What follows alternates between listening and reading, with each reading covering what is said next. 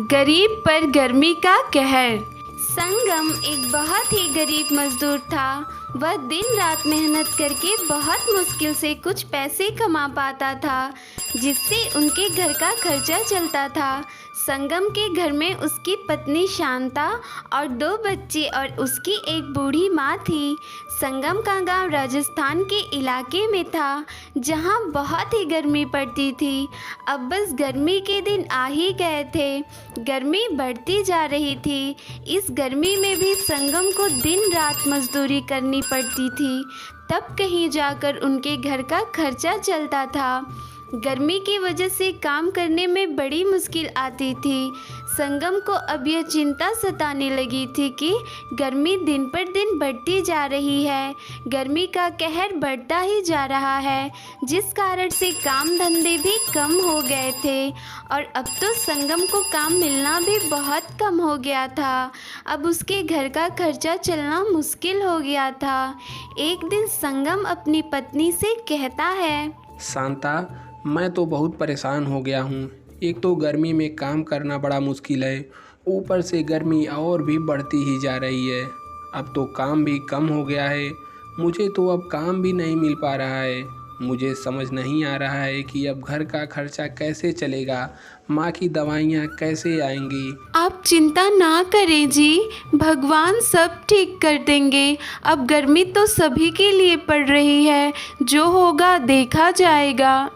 परंतु संगम दिन रात चिंता में रहता था। संगम आज काम पर आया तो उसे दिन भर कोई काम नहीं मिला, तो वह अपने कुछ दोस्तों के साथ बैठकर बातें करने लगा। भाई, जैसे यह गर्मी बढ़ती जा रही है, काम थोड़ा कम होता जा रहा है। लोग अपनी दुकानें और गोदाम बंद कर देते हैं। गर्मी तो अब बर्दाश्त से बाहर होती जा रही है और काम भी नहीं मिल रहा है। ऐसा ही चलता रहा तो भाइयों, हम लोगों का घर कैसे चलेगा। हाँ भाई, बात तो सही है।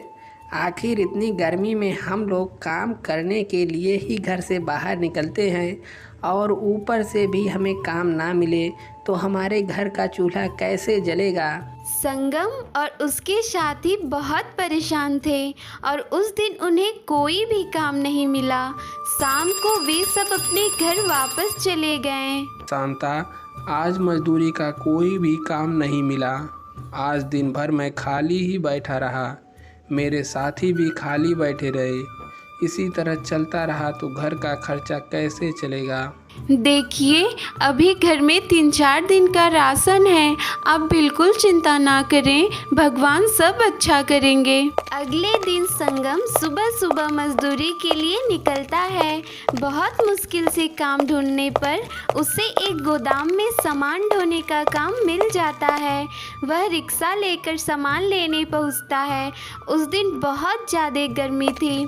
3 से 4 घंटे काम करने के बाद अचानक से उसे चक्कर आ जाता है और वह बेहोश होकर वहीं गिर जाता है। उसके साथी उसे वापस उठाकर बैठाते हैं और पानी के छींटे मारते हैं। अरे भैया, लगता है गर्मी के कारण संगम भाई बेहोश हो गए हैं। इन्हें थोड़ा सा होश आ जाए तो हम लोग इन्हें इनके घर पर छोड़ आएंगे। थोड़ी देर बाद संगम को होश आ जाता है और वह बोलता है, अरे भाई, मुझे क्या हो गया था, मैं कहाँ पर हूँ। अरे संगम भाई, काम करते करते गर्मी के कारण तुम्हें चक्कर आ गया था और तुम बेहोश होकर वहीं गिर पड़े थे। पूरे 2 घंटे बाद तुम्हें होश आया है। यदि तुम चल सकते हो तो हम तुम्हें तुम्हारे घर पर छोड़ आए। वे सभी संगम को उसके घर छोड़ आते हैं। संगम जैसे घर पहुंचता है, उसकी पत्नी उसे देखकर बहुत परेशान हो जाती है और उनसे पूछती है, अरे आपको क्या हो गया? सुबह तो आप ठीक ठाक घर से गए थे, फिर ऐसा क्या हो गया जो आप बीमार हो गए? एक तो इस गर्मी के कहर ने मुसीबत कर रखी है। मैं तो वहाँ काम कर रहा था, पता नहीं कब मुझे अचानक चक्कर आ गया और मैं बेहोश हो करके वहीं गिर पड़ा। मेरे साथियों ने मेरी मदद की और मुझे यहाँ तक छोड़ा। अब तो मेरी शरीर में इतनी कमज़ोरी लग रही है कि मुझे उठा भी नहीं जा रहा है। पता नहीं मैं कल कैसे काम पर जाऊँगा और घर का खर्चा कैसे चलेगा। आप चिंता ना करें, पहले मैं आपको डॉक्टर के पास ले जाऊंगी। आप 2-3 दिन तक काम पर मत जाइएगा, उसके बाद देखा जाएगा। अगले दिन संगम और उसकी पत्नी हॉस्पिटल जाते हैं, जहां डॉक्टर उनसे कहता है, देखिए, इन्हें गर्मी के कारण चक्कर आ गया है और शरीर में पानी की कमी हो गई है। इन्हें कम से कम 1 हफ्ता आराम करना होगा और ज़्यादा गर्मी और धूप में निकलने से बचना होगा। यदि ज़्यादा गर्मी में यह बाहर निकलें तो इनकी हालत और भी ख़राब हो सकती है। डॉक्टर की बात सुनकर संगम चिंतित हो जाता है कि आखिर वह घर पर आराम कैसे करे। अगर वहीं घर पर बैठ गया तो कमाएगा क्या और अपनी पत्नी, बच्चों और अपनी माँ को खिलाएगा क्या। पर अब डॉक्टर ने कहा था तो वह काम पर कैसे जाता और उसकी पत्नी उसे काम पर नहीं जाने देती। वह बहुत ही उदास और चिंतित होकर मंदिर में जाता है और भगवान से प्रार्थना करता है, हे भगवान, कुछ ऐसी कृपा करो कि मेरे बीवी और बच्चे भूखा ना मरें। गर्मी का कहर ऐसा है कि मैं काम पर नहीं जा सकता हूँ और यदि मैं काम पर ना गया तो मेरा घर कैसे चलेगा। हे भगवान, मुझ पर कृपा करो। संगम मंदिर की सीढ़ियों पर उदास बैठा होता है। तभी एक सेठ जी वहां आते हैं। अंदर जाते समय सेठ जी का पर्स वहीं गिर जाता है। सेठ जी तो आगे निकल जाते हैं। संगम की नज़र उस पर पड़ती है। वह उसे उठाकर अपने पास रख लेता है और वहीं खड़े होकर सेठ जी का इंतज़ार करने लगता है ताकि वह उनका पर्स वापस लौटा सके। कुछ देर बाद सेठ जी वापस आते हैं तो संगम उनसे कहता है, सेठ जी, आप जब मंदिर से जा रहे थे तो आपका पर्स वहीं गिर गया। मैं तब से इसे लेकर के आपका इंतज़ार कर रहा हूँ ताकि मैं इसे आपको लौटा सकूँ। सेठ जी अपना पर्स संगम के हाथ में देखकर बहुत हैरान होते हैं और वे संगम से कहते हैं, अरे, ये मेरा पर्स यहाँ गिर गया और मुझे पता भी नहीं चला। तुम कितने ईमानदार और नेक दिल इंसान हो। और कोई होता तो इसे लेकर के भाग जाता। तुम्हें पता है इसमें कितने पैसे हैं और इसके साथ साथ मेरे बहुत ज़रूरी कागजात भी हैं। अगर कोई इसे लेकर भाग जाता तो मेरा बहुत बड़ा नुकसान हो जाता। तुम्हारा बहुत बहुत शुक्रिया। इसके बाद सेठ जी संगम को कुछ पैसे देते हैं। नहीं नहीं सेठ जी, ये आपका था, इस पर मेरा कोई भी हक नहीं है। मैं तो भला इसे कैसे रखता और ये पैसे भी नहीं ले सकता। तुम तो बहुत ईमानदार और सच्चे इंसान हो।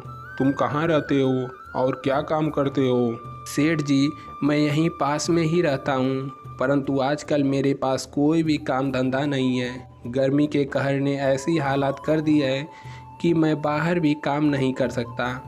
मैं एक मज़दूर हूँ साहब, मुझे धूप में ही काम करना पड़ता है। डॉक्टर ने मुझे धूप से बचने को कहा है, इसलिए अभी कोई भी काम नहीं कर पा रहा हूँ। सेठ जी कुछ सोचने के बाद उससे कहते हैं, ठीक है, जब तुम्हारी तबीयत ठीक हो जाए तो मेरी हवेली पर आकर मुझसे मिलना। मेरे पास तुम्हारे लिए काम है। इतना कहकर सेठ जी वहाँ से चले जाते हैं। संगम भी घर आ जाता है। फिर 2 दिन बाद ही संगम सेठ जी से जाकर मिलता है और उनसे पूछता है कि उसे क्या काम करना है। सेठ जी उसकी ईमानदारी से बहुत प्रभावित हुए थे।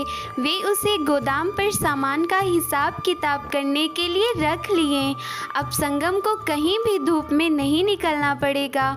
उसे बस गोदाम में बैठे बैठे यह देखना है कि वहाँ से कितना सामान गया और कितना आया।